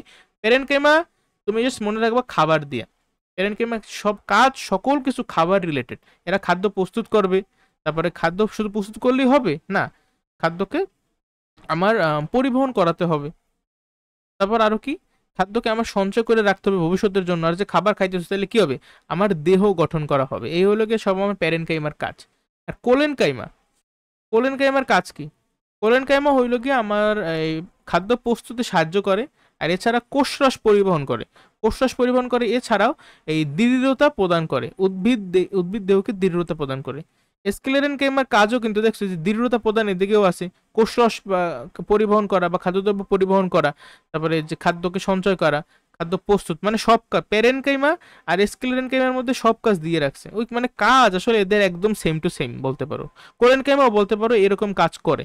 আলাদা তোমার লেখারে অন্যদের লেখা থেকে কিভাবে আলাদা করবা তাইলে, এই যে এই কথাগুলো যারা লেখবে যে কুমড়া ও দণ্ডকলসের কাণ্ডে টিস্যু দৃঢ়তা প্রদান করে, কচি ও নমনীয় কাণ্ড, তখন স্যাররা বুঝবে যে এই স্টুডেন্টটা বই পড়ছে, স্টুডেন্টটা মানে জাস্ট বানাইয়ে লিখতেছে না, এ বইও পড়ছে বানাইয়েও লিখতেছে। তখন তোমার মানে খাতার প্রতি স্যারের একটা আলাদাই ভালোবাসা কাজ করবে। 8 নাম্বারটা দেখো কি আছে, এক ছবি দেখেই বুঝতে পারতেছো যে এগুলো গোল গোল গোল গোল, মানে এগুলো প্যারেনকাইমা, আর এগুলো কি একটু সরবুজ টাইপের, হ্যাঁ হেক্সাগোনাল শেপ, তাহলে এগুলোকে কোলেনকাইমা। লসিকা কাকে বলে অলরেডি পড়াই ফেলাইছি। রক্তজবা ফুল, ফুল হইলো গিয়ে গাছে, ফুল গাছের পাতা সবুজ হলেও ফুল লাল কেন? আমার গাছের পাতাটা সবুজ হয় বাট ফুলগুলো লাল হয় কেন? কারণ গাছের পাতায় মনে করো ক্লোরোফিল আছে, ক্লোরোফিলের কারণে সবুজ হয়। আর ফুলে মনে করো আছে কি, আচ্ছা বলো তো কোন রঞ্জক পদার্থ বা পিগমেন্টের জন্য আমার ফুল বা উদ্ভিদের অংশ লাল হইতে পারে? তার নাম কি পিগমেন্টটার? ভেরি গুড, তাহলে এটা লিখবা যেখানে ফাইকোএরিথ্রিন, মানে প্রথমে লিখবে যে ক্রোমোপ্লাস্ট আছে, ঠিক আছে, তারপর একটু লিখবো যে ক্রোমোপ্লাস্টে ফাইকোএরিথ্রিন নামক রঞ্জক পদার্থ থাকে, ফলে লাল হয়। পারবে, এগুলো খুবই সহজ। উদ্দীপকের চিত্র এ এর, চিত্র এ এর মানে আগে চিত্র এটা দেখো, চিত্র এ তে সি চিহ্নিত অংশটি, সি চিহ্নিত অংশটিকে এই যে ছোট্ট একটা গোলের মতো অংশটির গঠন ব্যাখ্যা করো।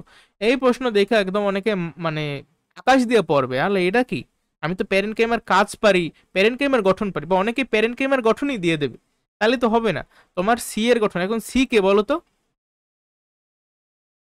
একটা নিউক্লিয়াস, তো বুঝতে হবে এটা কোষ, এগুলো হলো এক একটা কোষ, ঠিক আছে। আর এই যে একগুচ্ছ কোষ, এটা হলো কি একসাথে প্যারেনকাইমা টিস্যু, এই একটা প্যারেনকাইমা কোষ, এই একটা প্যারেনকাইমা কোষ, আর একসাথে প্যারেনকাইমা টিস্যু। তাহলে কোষ, কোষ কখন হবে? অবশ্যই আমার ভিতরে নিউক্লিয়াস থাকতে হবে, তাহলে এটা হলো আমাদের নিউক্লিয়াস।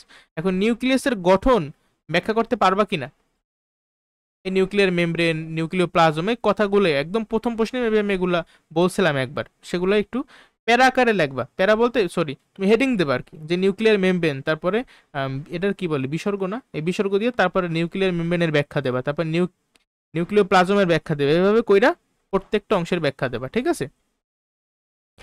উদ্দীপকের চিত্র এ ও বি এর কাজ একই হলেও গঠন ভিন্ন। এই যে প্যারেনকাইমা কোলেনকাইমার কাজ কিন্তু বেশিরভাগই সেম, বাট গঠনটা একটু আলাদা। গঠন আলাদা কেন বললো? কারণ এরা ছিল সমবেশীয়, একটু গোলাকার টাইপের, এর ভিতরে আন্তর্কোষীয় ফাঁক, দেখছো এগুলো আন্তর্কোষীয় ফাঁক থাকবেই, কিন্তু কোলেনকাইমার ভিতরে আন্তর্কোষীয় ফাঁক থাকতেও পারে আবার নাও থাকতে পারে। বাট মেন যে পয়েন্ট সেটা হলো কোলেনকাইমা যে কোষ, এই কোষের যে কোষ প্রাচীরগুলো আছে, এই কোষ প্রাচীরগুলা পুরু বা মোটা, আর এদের কোষপ্রাচীরটা পাতলা। এখন কোশ্চেন হইল এখানে যে কোষপ্রাচীর সেগুলো কেন মোটা বলতো? কারণ পেকটিন জমা হয়, পেকটিন জমা হয় দেখে আমার কোষপ্রাচীরটা মোটা হয়ে যায়, ঠিক আছে। আর স্ক্লেরেনকাইমার কোষপ্রাচীরটাও কিন্তু মোটা, বাট সেটা মোটা হওয়ার কারণ কিন্তু ভিন্ন। বলো তো ওইটা মোটা কেন হয়? ওইখানে কিন্তু পেকটিন জমা হয় না, ওইখানে জমা হয় লিগনিন, ঠিক আছে। পার্থক্যগুলো আমার বুঝতে হবে। তো এখানে ওই অ্যান্সার দেওয়া আছে, তোমাদের যাদের লাগবে ভিডিওটা পোস্ট করে এখান থেকে অ্যান্সারটা দেখতে পারো। তারপর প্রশ্ন 9 কি আছে, এরেনকাইমাকে আবার সেম জিনিস, জলজ উদ্ভিদে বড় বড় বায়ুকুঠুরি বড় বড় বায়ুকুঠুরি যুক্ত প্যারেনকাইমা কোষকেই এরেনকাইমা বলে। প্যারেনকাইমাকে সরল টিস্যু কেন বলে? কারণ এই প্যারেনকাইমা টিস্যুর, আচ্ছা প্রথমে সরল টিস্যুর সংজ্ঞা দেবা, যে সরল টিস্যু কার ক্লাসিফিকেশন? স্থায়ী টিস্যুর ক্লাসিফিকেশন, তাই না? তাহলে লিখবা যে স্থায়ী টিস্যুর আকার আকৃতির উপর ভিত্তি করে রেখে 3 ভাগে ভাগ করা যায়। তারপর সরল টিস্যু, জটিল টিস্যু, নিঃস্রাবী টিস্যু। সরল টিস্যু, সরল টিস্যু আচ্ছা কারা? যে সকল টিস্যুর সকল কোষ আকার আকৃতি ও গঠনের দিক দিয়ে অভিন্ন বা সমান, সেই টিস্যুকেই কিন্তু আমরা বলি সরল টিস্যু, তাই না? সরল টিস্যুর একটা এক্সাম্পলই হলো এই প্যারেনকাইমা। তার মানে কি, প্যারেনকাইমা যে কোষ, এই সকল কোষই কিন্তু কেমন সমবেশীয়, একটু বৃত্তাকার টাইপের, এদের ভিতরে একটা আন্তঃকোষীয় ফাঁক থাকে। এই কথাগুলোই বলবো। আবার কোষ প্রাচীরের পয়েন্টটাও দিও, হ্যাঁ, কোষ প্রাচীর কি পাতলা, তাহলে একদম 2-2। এ চিত্রের গঠন, আচ্ছা এ চিত্রটা কে, এই চিত্র দিয়ে আসলে কারে মিন করতেছে? আচ্ছা এরকম একটা ছবি আমাদের বইতে আছে। এটা হলো কি কোষ প্রাচীর আছে না, সেই কোষ প্রাচীরের ক্রস সেকশন বা একটা প্রস্থচ্ছেদ। তুমি দেখো বইতে এরকম একটা ছবি আছে, এইটা হলো কি কোষ প্রাচীরকে মিন করতেছে। তাহলে কোষ প্রাচীরের গঠন তুমি ব্যাখ্যা করবা প্রথমে। মানে মেন কিন্তু 3টা লেয়ার টাইপের আছে। কি আছে? প্রথমে হলো গিয়ে মধ্যপর্দা থাকে, একটা ছবি আইকা দিও, ঠিক আছে? প্রথমে কি এটা এরকম একটা মধ্যপর্দা থাকে, সেই মধ্যপর্দার উপরে প্রাথমিক প্রাচীর, এই মনে করো আমাদের প্রাথমিক প্রাচীর, ঠিক আছে? এই হলো গিয়ে আমাদের এক স্তর বিশিষ্ট প্রাথমিক প্রাচীর। এই প্রাথমিক প্রাচীরের উপরে পড়বে গৌণ প্রাচীর, এই যে মনে করো গৌণ প্রাচীর, এই পাশেও গৌণ প্রাচীর। এই তো আমি এতটুকু আঁকলাম। আচ্ছা একটা কাজ করি, এই হোল জিনিসটাকে আমি একটু কপি করি।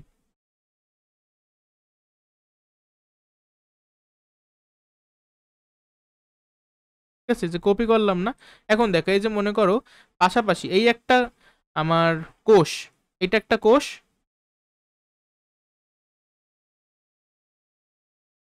আর এই আরেকটা কোষ, পাশাপাশি আচ্ছা পাশাপাশি দুইটা না, এখানে আসলে আমাদের মনে করো 4টার মতো কোষ হয়ে গেছে। ঠিক আছে, এই একটা কোষ, এই একটা কোষ, এই একটা কোষ, এর একটা কোষ। এখন এই কোষ দেখো, এই হলো আমাদের মধ্যপর্দা। দেখছো দুইটা কোষের মধ্যবর্তী এই যে আমার একটা দেওয়ালের মতো সৃষ্টি হয়েছে। এটা আমি যদি এইভাবে আঁকছি, অনেকে মনে করতে পারে যে এটা তো কোষের ভিতরে ঢুকে গেছে। আসলে জিনিসটা একটু 3D। আমি যদি 3D তোমার দেখাইতে পারতাম তাহলে তুমি জিনিসটা বুঝতে পারতাম। আমি যত এখানে মোটা মোটা করে রাখছি, জিনিসটা অত মোটা না, খুবই পাতলা। হ্যাঁ, তো তোমার এই যে মধ্যপর্দা কিভাবে গঠিত হয়েছে, সেলুলোজ থাকবে, হেমিসেলুলোজ থাকবে, ঠিক আছে? তারপরে যে প্রাথমিক প্রাচীরটা কিভাবে গঠিত হয়েছে, একদম আমাদের বইতে কিন্তু যতটুকু লেখা আছে আমার ততটুকু লেখলেই হবে। আর পাশাপাশি চিত্র দিতে পারলে ভালো, না দিতে পারলে খুব একটা সমস্যা নাই, কারণ এটা 3 মার্ক, ঠিক আছে, 4 মার্ক না।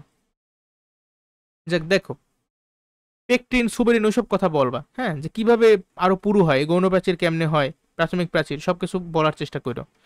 লাস্টের কোশ্চেন একটু দেখো, বি ও সি চিহ্নিত সাইটোপ্লাজমীয় অঙ্গাণুর গুরুত্ব উদ্ভিদ জীবনে অপরিসীম। তাহলে বি কে, বি আমাদের মাইটোকন্ড্রিয়া, সি কে প্লাস্টিড। তাই মাইটোকন্ড্রিয়ার প্লাস্টিডের গুরুত্ব উদ্ভিদের জীবনে তুমি ব্যাখ্যা করতে পারবে না? মাইটোকন্ড্রিয়ার ফলে কি হয়, যে শক্তি উৎপন্ন হয়, শক্তি উৎপন্ন আমাদের উদ্ভিদ দেহ হয়, প্রাণীর দেহ হয়। তাহলে উদ্ভিদ দেহের শক্তি কোন কাজে লাগবে? এই যে ওরা মানে পানি গ্রহণ করতেছে মূলের মাধ্যমে, তারপরে খাবার যে তৈরি করতেছে, এর জন্য তো ওদের নিজস্ব একটা শক্তি লাগে না? সেই শক্তিটা পায় কোথা দিয়ে? এই যে আমার মাইটোকন্ড্রিয়ার মাধ্যমে, ঠিক আছে? আবার মাইটোকন্ড্রিয়ার মাধ্যমে শক্তি যে পাইছে, তার জন্য কি লাগছে? তার জন্য আমার খাবার তৈরি করা লাগছে আগে। সে খাবারটা কিভাবে তৈরি করছে? এই প্লাস্টিডের মাধ্যমে। পারবা ব্যাখ্যা করতে সবকিছু? এখান থেকে এই ব্যাখ্যাটাগুলো একটু দেখতে পারো। 10 নাম্বার দেখো, একটা বিথি কি করছে, অনুবীক্ষণ যন্ত্রে 2টি কোষ অঙ্গাণু পর্যবেক্ষণ করছে। প্রথমটা কি, বংশগতি উপাদান বহনকারী গোলাকার অঙ্গাণু অর্থাৎ নিউক্লিয়াস। দ্বিতীয়টি কি, গ্রানাম চক্র বহনকারী অঙ্গাণু। এই গ্রানাম কোথায় ছিল? ছিল প্লাস্টিডের ভিতরে। তাহলে প্রথম প্রশ্ন, ক, প্রকৃত কোষ কাকে বলে? প্রকৃত কোষ বা ইউক্যারিওটিক সেল কাকে বলে? যেই কোষে সুগঠিত নিউক্লিয়াস থাকে তাকে প্রকৃত কোষ বলে। কোন কোষ অঙ্গাণু অন্যান্য অঙ্গাণুর জন্য ওই যে বিপজ্জনক হইতে পারে, মানে এটা লাইসোজোমকে মিন করতেছে। অলরেডি আমি একবার পড়াই ফেলাইছি।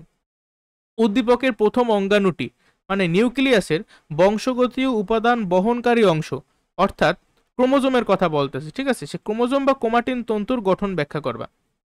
কিভাবে আছে, একটা ছবি আঁকা দেবা, ঠিক আছে? পারবা না ছবি আঁকতে? ক্রোমোজোম এইভাবে আঁকা দেবা, এই ছবিটা দিও, এরকম না ক্রোমোজোম, তোমাদের বইতে এক্স্যাক্টলি এরকম একটা ছবি দেওয়া আছে, ঠিক আছে? ওইটা একটু বাসায় প্র্যাকটিস করো, তাহলে হবে। এখানে বিভিন্ন জিনিসপাতি তোমার দেখানো আছে, ঠিক আছে? সেন্ট্রোমিয়ার হাবিজাবি জিনিসপাতি আছে, তো দেখো। তো একদম বই যেভাবে আঁকছে না সেভাবে আঁকার চেষ্টা করো ক্রোমোজোমটা। দেখো পরবর্তী প্রশ্ন, পরিবেশের ভারসাম্য রক্ষায় উদ্ভিদের দ্বিতীয় অঙ্গাণু মানে এই যে প্লাস্টিড, প্লাস্টিডের গুরুত্ব ব্যাখ্যা করব কিভাবে। প্লাস্টিডের মাধ্যমে আমরা কি করি, আমরা খাবার তৈরি করি, সালোক সংশ্লেষণ প্রক্রিয়া হয়, সেই সালোক সংশ্লেষণ প্রক্রিয়ার উপরে সকল জীব প্রত্যক্ষ বা পরোক্ষভাবে নির্ভরশীল। তো এগুলো তুমি একটু লিখতে পারবে না? এই কোশ্চেনটা কিন্তু একটু সমাজ টাইপের প্রশ্ন, এটা মানে খুব ভালোই লেখা যাবে। এখান থেকে তোমরা ব্যাখ্যাগুলো দেখতে পারো। আমি পরবর্তী সৃজনশীলে চাই। দেখ প্রথম আবার লসিকা কাকে বলে, কতবার আসতেছে। ফ্লোয়েমকে পরিবহন টিস্যু কেন বলা হয়? কারণ ফ্লোয়েম কি করে, পাতায় পাতায় তৈরিকৃত খাবার কি করে সারা দেহে পরিবহন করে নিয়ে যায়, এই জন্য ফ্লোয়েমকে পরিবহন টিস্যু বলে। হ্যাঁ, আর একসাথে জাইলেম আর ফ্লোয়েম মিললে কিন্তু পরিবহন টিস্যু তন্ত্র গঠন করে, বা এটাকে বলে ভাস্কুলার টিস্যু তন্ত্র। ঠিক আছে, ভাস্কুলার বা ভেসেল মানে হলো গিয়ে পরিবহন করা। উদ্দীপকে উল্লেখিত চিত্র সি কে এটা বলতে পারো? এর নাম কি? এর নাম হলো সেন্ট্রোসোম। সেন্ট্রোসোম কি বলো, সেন্ট্রোসোম, আর ভিতরে এগুলো বলে সেন্ট্রিওল। আর এই যে এখানে যে পানির তরল পদার্থ থাকে সেটাকে বলা হয় সেন্ট্রোস্ফিয়ার। এরপরে দেখো উল্লেখিত চিত্র সি এর এই যে গঠন বৈশিষ্ট্য আমাদের আসলে বইতে সম্ভবত, আচ্ছা আমি তোমায় বললাম না এই যে সেন্ট্রোসোম, ভিতরে এগুলোর নাম সেন্ট্রিওল, তারপর এখানে থাকে যে সেন্ট্রোমিয়ার মানে সেন্ট্রোস্ফিয়ার, এই জিনিসগুলোই তোমার জাস্ট একটু লিখতে হবে। ওকে, আর চিত্র রাখতে হবে, তাইলে আশা করি 3-3 দেওয়ার কথা। চিত্র এ এবং চিত্র বি এর মধ্যে আবার দেখছো আমাদের কিন্তু প্রত্যেকটা ক্ষেত্রে কি আসতেছে, এই মাইটোকন্ড্রিয়া প্লাস্টিড, মাইটোকন্ড্রিয়া প্লাস্টিড, আর মাঝে মাঝে নিউক্লিয়াস। ঠিক আছে, এগুলোই মানে বেশি ইম্পর্টেন্ট। খাদ্য তৈরিতে কোনটির ভূমিকা আছে? খাদ্য তৈরি করা থেকে মাইটোকন্ড্রিয়া ভূমিকা পালন করে না, খাদ্য তৈরিতে ভূমিকা পালন করে প্লাস্টিড, মোর স্পেসিফিক্যালি ক্লোরোপ্লাস্ট। আর মাইটোকন্ড্রিয়া কিছু ভূমিকা পালন করে, সেই খাবার থেকে শক্তি উৎপাদন করায় ভূমিকা পালন করে। তাহলে লিখতে পারবা কিনা? কিন্তু এর একটা মানে যে মাইটোকন্ড্রিয়ার একটা ব্যাখ্যা দেবা, তারপরে প্লাস্টিডেরও একটা ব্যাখ্যা দিয়ে দেবা, আর লাস্টের একদম 4 নাম্বার প্যারায় গিয়া বিশ্লেষণ মানে একটা ফাইনাল একটা কথা টথা লিখে দেবা শেষ। এখানে এই যে অ্যান্সার দেওয়া আছে, তাইলে দেখতে পারো। ঠিক আছে, যে কিভাবে আসলে প্লাস্টিড বা ক্লোরোপ্লাস্ট নিজের খাবার নিজে তৈরি করে, সালোক সংশ্লেষণ সম্পর্কে কিছু কথা বলা, আর মাইটোকন্ড্রিয়ার ভিতরে যে শ্বসন হয় কিভাবে হয়, কেন হয়, শ্বসনের ধাপগুলো কি কি, এই সব জিনিসপাতি লিখবা, তাইলেই হবে। এরপরে এই যে আবার অক্সিজম কি, অক্সিজম কি বলো তো? ক্রিস্টির গায়ে যে বিন্দুযুক্ত যে গোলাকার বস্তু থাকে সেগুলো কি অক্সিজম বলে। এর ভিতরে কি থাকে, শ্বসনের জন্য প্রয়োজনীয় এনজাইম। শ্বেত রক্তকণিকা বা ডাব্লিউবিসি ও লাইসোজোমকে কার্যগত দিক থেকে মানে কাজের দিক দিয়ে সদৃশ বিবেচনা করা যায়। হ্যাঁ যায়, কেন? কারণ উভয় কিন্তু প্রতিরক্ষামূলক মানে ব্যবস্থা নেয়। ঠিক আছে, প্রতিরক্ষায় অংশগ্রহণ করে। লাইসোজোমও ফ্যাগোসাইটোসিস করে, আর এই যে শ্বেত রক্তকণিকা ও অ্যাকচুয়ালি ফ্যাগোসাইটোসিস করে। এই শ্বেত রক্তকণিকা যে ফ্যাগোসাইটোসিস করে, এইটা তোমরা আরো ভালোভাবে জানতে পারবা অন্য একটা চ্যাপ্টারে। ঠিক আছে, গ এই শ্বেত রক্তকণিকা যেহেতু জীবাণুকে মাইরা ফেলা, এর জন্য ওকে একটা নামও ডাকা হয়, সেটা হলো রক্ত প্রহরী। রক্ত প্রহরী না জানি কি একটা ছিল, ঠিক আছে, শ্বেত প্রহরী না জানি এই টাইপের কিছু একটা। দেখো এক্স চিত্রের গঠন বৈশিষ্ট্য চিহ্নিত চিত্র সহ ব্যাখ্যা করো। চিত্র তাহলে আমার লাগবে। এক্স চিত্র, এক্স হলো কি এটা মাইটোকন্ড্রিয়া, তাই মাইটোকন্ড্রিয়ার চিত্র তো আমার দেওয়াও আছে, তুমি চিত্র দেবা, আর অবশ্যই তুমি কিন্তু আইডেন্টিফাই করবা যে কোন পার্টটাকে কি বলে, কোনটা বহির্ঝিল্লি কোনটা অন্তর্ঝিল্লি। হ্যাঁ, সবকিছু তোমার দেখাইতে হবে। আর একটা ভালো কথা আমি তোমার বলি, অলওয়েজ তুমি মনে করো এখানে একটা চিত্র আঁকলা, কিছু একটা আঁকলা, হ্যাঁ এই মনে করো একটা চিত্র আঁকলা, তুমি যে আইডেন্টিফিকেশন করবা, অনেকে করে কি এভাবে দেখা, এইটা হলো কি ক্রোমাটিন তন্তু, এইটা হলো নিউক্লিয়াস, এইভাবে দেখাবা না। তুমি অলওয়েজ একটা জাস্ট এক সাইডে থাকবে সবকিছু। ঠিক আছে, এক সাইডে দেখাবা যে এই জিনিসটা কি, এই জিনিসটা কি। এটা হলো কি নিয়ম আর কি দেখানোর। যাক দেখো কোথায় ছিলাম আমরা, কাজের দিক দিয়ে এক্স ও ওয়াই উভয়ই গুরুত্বপূর্ণ। হ্যাঁ, তোমার নিউক্লিয়াসের গুরুত্ব তুমি ব্যাখ্যা করবা, আবার মাইটোকন্ড্রিয়ার গুরুত্ব ব্যাখ্যা করবা। ঠিক আছে, নিউক্লিয়াস না থাকলে তোমার যে জৈব রাসায়নিক বিক্রিয়াগুলো হয় তোমার দেহে, এগুলো কিন্তু হইতে পারতো না, কারণ নিউক্লিয়াসের ভিতরেই আমার নিউক্লিয় প্লাজমে প্রয়োজনীয় এনজাইম থাকে। ঠিক আছে, আচ্ছা আর এক্স তো এটা তো বুঝছোই যে মাইটোকন্ড্রিয়া হওয়ার জন্য যে সরি শ্বসন হওয়ার জন্য যে প্রয়োজনীয় এনজাইম সেগুলো মাইটোকন্ড্রিয়ার ভিতরে থাকে। আর চিত্র তো আঁকতে তোমরা অবশ্যই পারবা। আর কিছু আছে এখানে বাকি?